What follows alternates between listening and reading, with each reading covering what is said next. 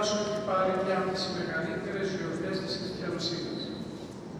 Και οι καμπάνες των εκκλησιών θα μεταδώσουν χαρμόσυνα στα πέρατα της οικουμένης το μήνυμα της γέννησης Κύριου του κόσμου.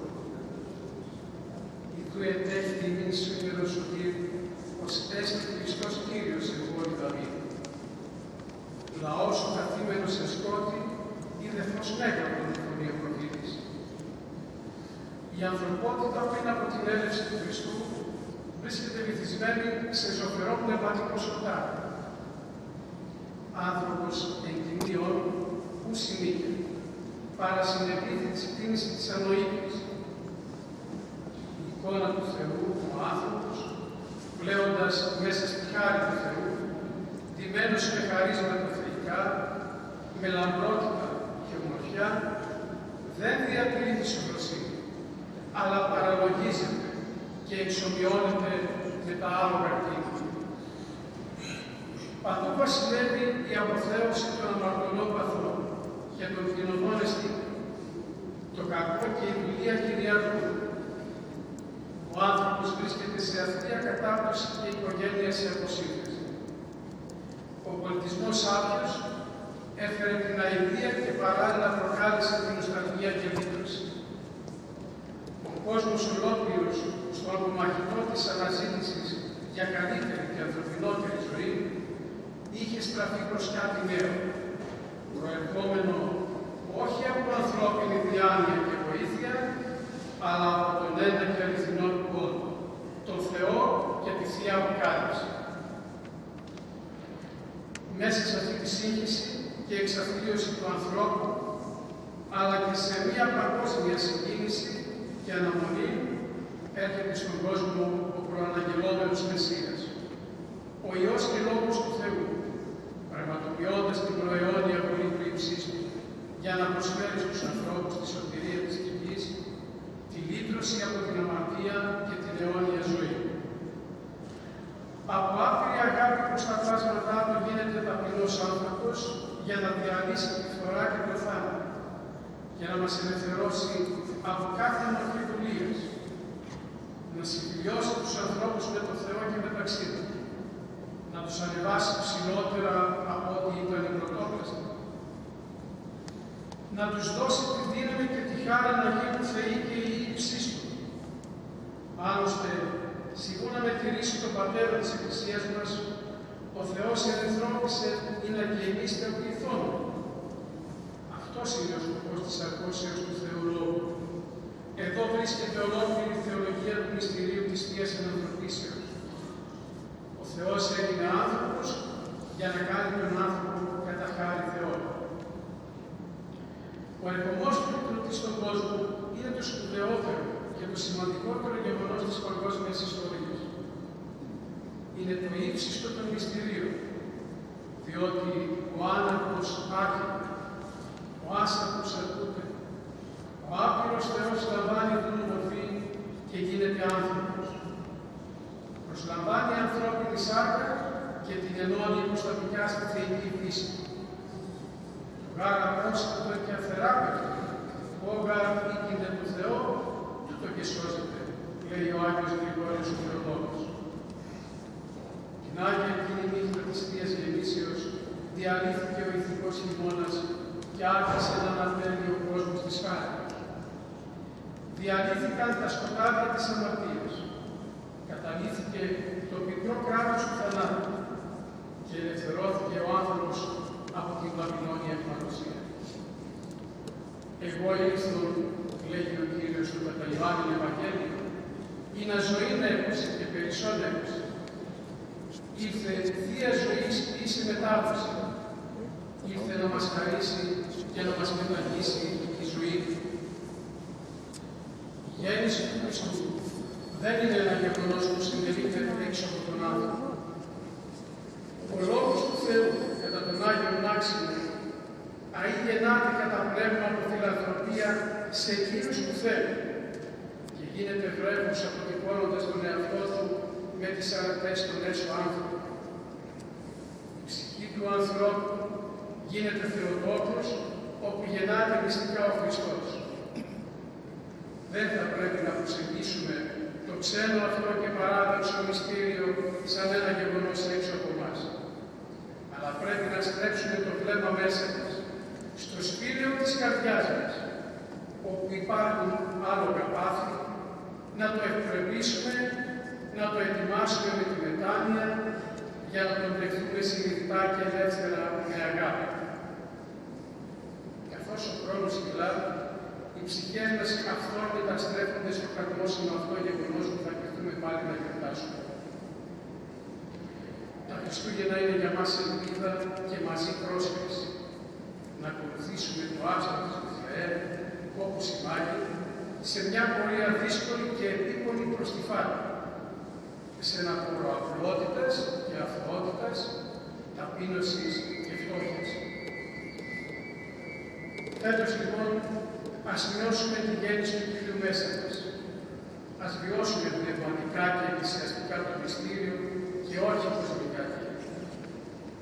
Ας αποθέσουμε τον παλαιό άνθρωπο της αμαρτίας με τη μετάνοια και ας ερνηθούμε τον νέο άνθρωπο της χάριτας, μετέχοντας το μυστήριο της Θείας Ευχαριστίας, γεννόμενοι, σύσσωμοι και σύνεμοι με τον Χριστό. Έτσι θα το συναντήσουμε, θα το νιώσουμε να γεννιέται μέσα μας και θα ακούσουμε τον ύμνο των αγγέλων. Δόξα εν υψής της Θεού και επίλυση ειρήνη εν ανθρώπης ευδοκία. Πέρα όμως από την χοροδία των αγγέλων, που εξυπνεί το λειτουργικό γεγονός της γεννήσεως του Θεανθρώπου, ας ακούσουμε πως η χοροδία των ανθρώπων, μεθυσμένη από το Θείο Έρωτα, αναζητά τη δική της γέφυρα με τον ουρανό, μέσα από την νεοελληνική ποίηση και την υμνογραφία της Εκκλησίας μας.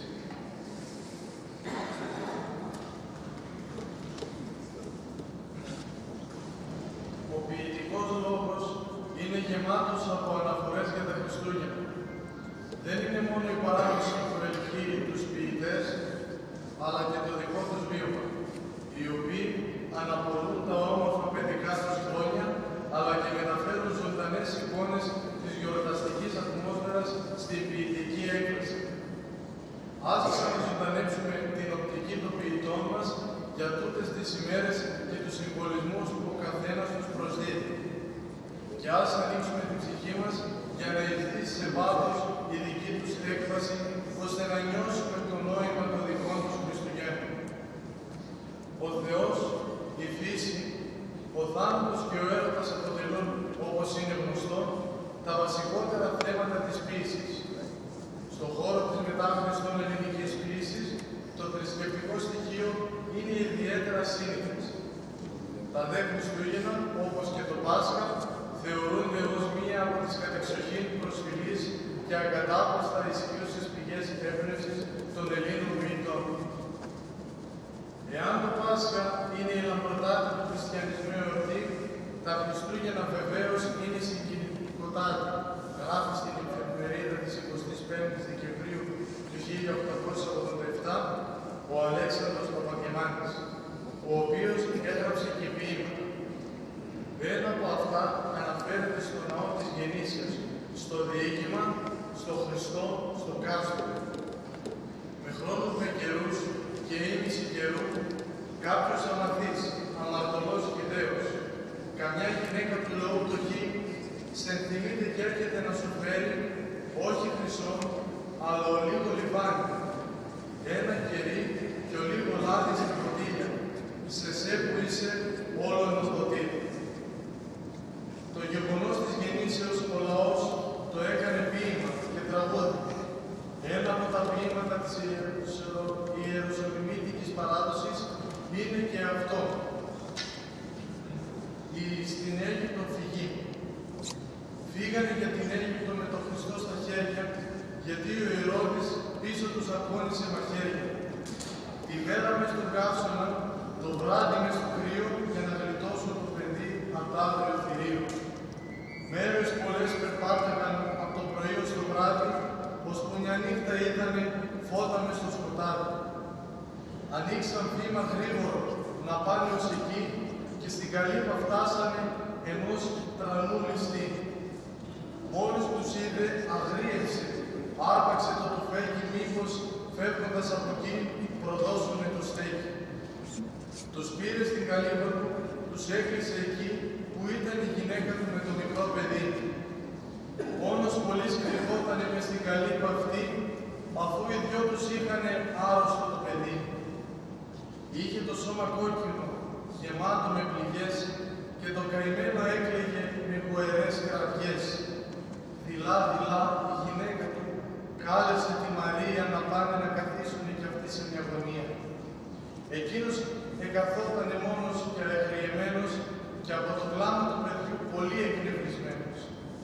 Την άλλη μέρα το πρωί, μη φύγουνε οι ξένοι, έφυγε και την πόρτα του άφησε κλειδωμένη. Μες στην καλύβα την κλειστή και μέσα στον όντα, τη μέρα εκείνη γίνανε πράγματα θαυμαστά. Η Παναγία ζήτησε λίγο ζεστό νερό και μια λεκάνη πύληνη να πλύνει τον Χριστό. Την ώρα που λουζότανε μπροστά τους ο Χριστός, η μάνα του άρρωστου παιδιού τον έβλεπε στο φως. Μαρία, λεκάνη και νερό και πιο πολύ ο Χριστός, όλοι τους κυκλωθήκανε από το ουράνιο φως. Σηκώθηκε η Παναγία να διάσει το νερό, μες στο οποίο μόνη της έπλυνε τον Χριστό. «Στάσου, κυρά», της φώναξε η γυναίκα του ληστή, «θέλω στο ίδιο το νερό να πλύνω το παιδί. Αν πλύνω το παιδάκι μου στα ίδια τα νερά, έχω βαθιά πεποίθηση πως θα γεννεί καλά». «Πλύνε το», είπε η Παναγία που γνώριζε καλά πως το παιδί ο Ιησούς θα το έκανε καλά. Μόλις εκείνη άρχισε να πλένει το παιδί, άρχισε και η αρρώστια του ευθύς να υποχωρεί. Σιγά σιγά καθάρισε, φύγαν οι κοκκινάδες και οι εκστατικές το κοίταζαν μαζί και οι δυο μανάδες. Σταμάτησαν τα κλάματα και τα αναφιλητά και όλη η καλύβα γέμισε γαλήνη και χαρά. Όταν προς το απόγευμα γύρισε ο ληστής, τον εξαισίων του Θεού έγινε θαυμαστής. «Γυναίκα, τι έγινε εδώ, τι θαύμα είναι αυτό που το παιδί μας έκανε από άρρωστο καιρό? Καλέ μου αυτοί οι άνθρωποι με το μικρό παιδί, γιατρέψε το παιδάκι μας, είναι πολύ καλή. Πρόσεξε, σε παρακαλώ, μη πάθουν κακό, η επίσκεψή τους ήταν δώρο από τον Θεό». Οι ξένοι συνεχίσαν τη μακρινή πορεία και αφήσαν τη ιστοφωλιά σε έκσταση και απορία. 33 χρόνια πέρασαν, καθένα από τα παιδιά δρόμο δικό του τράπου βάδισε στον κόσμο την ερημιά. Το ληστοπέδι σπούδασε άρπαγας και ληστής, του ίδιου του πατέρα του έγινε μιμητής. Του Ιησού γνωρίζουμε την ιερή πορεία μέσα από τα Ευαγγέλια και από την ιστορία. Παρότι αλήθειες δίδαξε στον άστατο λαό, εκείνος τον ανέβασε ως κακούργο στο σταυρό. Συνέπεσε τύχη αγαθή την εποχή αυτή και το παιδί του Λίσταργου ήταν φυλακή. Δέσμιο εκρατούσανε τον νεαρό ληστή για κάποιο του ατόπιμα κι αυτός να δικαστεί. Κακούργοι θεωρήθηκαν καθείς για άλλο σκοπό και καταδικαστήκαν και οι δυο τους στο σταυρό. Ανεβασμένοι και οι δυο, ο καθένας στο σταυρό του, ίσως και να θυμήθηκαν ποιον είχαν στον πλευρό τους. Το πονεμένο το παιδί, ο άρρωστος μικρούλης, που κάποτε το γιάτρεψε ο πρόσφυγας Χριστούλης, είναι ο εκδεξιόν ληστής, θαυμάστε χριστιανοί μου. Είναι ο ληστής που στο σταυρό είπε το μνήστητή μου. Όταν παιδιά ανταμώσανε εκείνη τη βραδιά, το φως που τους εσκέπασε, τους ένωσε γερά. Και τώρα, πάνω στο σταυρό, στο ευλογημένο ξύλο, χάρισε τον παράδεισο στον παιδικό του φίλο. Από τις καταπορασίες των Χριστουγέννων, Χριστός γεννάται, δοξάσατε, τον πρώτον αιώνα, βράδος και της ρίζης Ιεσέ.